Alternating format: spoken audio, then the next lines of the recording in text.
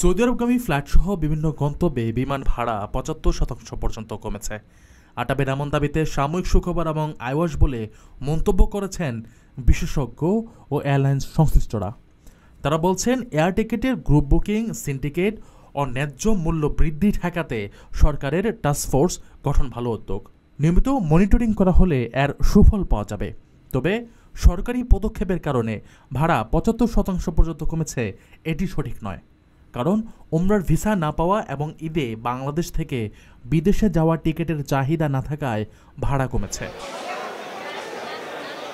চলতি মাস এবং মে মাসে টিকিটের চাহিদা বাড়লে দামও বাড়বে। টিকিটের দাম কমানোর জন্য ফ্লাইট বাড়ানোর পাশাপাশি বিভিন্ন অতিরিক্ত চার্জ কমানোর ওপর গুরুত্ব আরোপ করেন তারা। এদিকে গত ১৯ মার্চ এক সংবাদ বিজ্ঞপ্তিতে আটাব জানিয়েছে, সরকারের নজরদারি ও প্রচেষ্টায় টিকিটের দাম নাটকীয়ভাবে কমেছে। এখন ভাড়া ৫০,০০০ থেকে ৪৮,০০০ টাকায় নেমে এসেছে।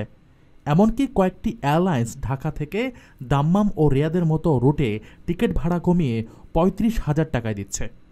সরকারি নির্দেশনার ফলে টিকিট ব্লক করে কৃত্রিমভাবে দাম বাড়ানোর যে ধারা চলছিল তা বন্ধ হওয়ার ফলে এই পরিবর্তন এসেছে।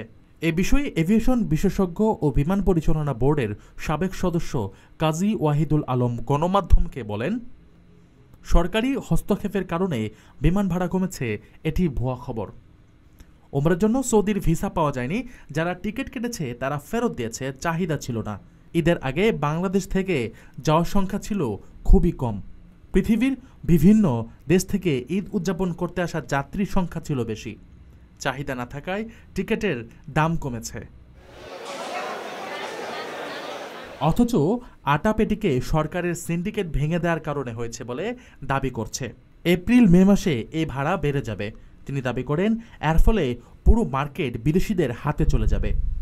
আটাবের সাবেক সভাপতি মঞ্জুর মুর্শেদ বলেন, ভাড়া ৩ থেকে ৫% কমেছে, কিন্তু বাস্তবতা হচ্ছে যাত্রী তো নেই। ভাড়া কমেছে না বেড়েছে তা বোঝা যাবে যখন চাহিদা বাড়বে তখন। তিনি বলেন, ভাড়া কমানোর জন্য এয়ারলাইন্সগুলোকে তাদের ফ্রিকোয়েন্সি ঠিক রাখতে হবে। সিভিল এভিয়েশন অথরিটি যথাযথ পদক্ষেপ নিলে ভাড়া বাড়াতে পারবে না।